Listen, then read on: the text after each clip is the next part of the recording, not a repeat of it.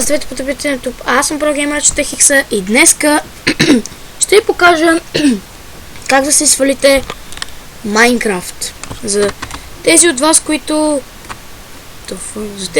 не знаят как да си свалят Minecraft, ето сега ще ви покажа как. Влизате в zamunda.net. Тук горе. Влизате тук, ви излизате начало, банани, игри, каталози, форуми, блог и други глупости. Цъкате каталози. После ще ви излезат, да кажем, 5 каталога без този. 4, айде. Каталог филми, каталог игри, сериали и музика. Цъкате каталог игри. Е малко бавно, че не ми е тук си на интернета. Така. И тук на категории търси нещо си произволни. Цъкате и пишете. Айде де. Ето така. Minecraft. Minecraft. Просто Minecraft. Така. Търси. И за да свалите Minecraft, която да играете, нали, както аз снимам и такива глупости, не е Story Mode, а е ето тази. 1.8 или 1.7.10 или 1.7.9 или 1.7.7 и така. Но аз ви препоръчвам 1.8. Цъкате на Minecraft 1.8. После цъкате на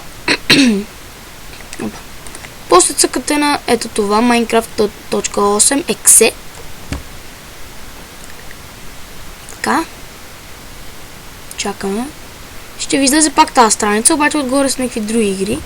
И тук долу ще ви се покаже едно ето такова, което ще изчакате, естествено, което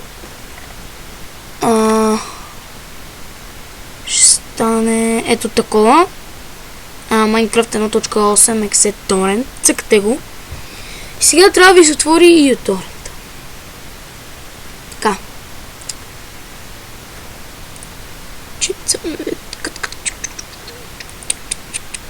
Сега трябва да ви се отвори и uTorrent-а. Казах. Ето, готово. Отвори ви се. Чакайте само малко. Отваря ви се. Ареде. И тук ви излиза нова Minecraft, така. По така. И ви тук виждате. Трябва да ви излезе това. Цъкате ОК. И то почва да ви се сваля. Аз ще скипна свалянето. Естествено. Чакайте само да видя дали ще тръгне, тъй като аз я имам вече. Ще скипна. И сега се връщам. И така, тук сме, ето, то се свали. Мен нещо ми пише Flushing to Disk 41. Цъкате на торрента това тук 2 пъти. И то ще ви излезе нещо, ще ви отиде някъде в Download или някъде там. И ще ви покаже, естествено ако заради по-бързо, така влиза и в Local Disk E. И трябва ви излезе ето това.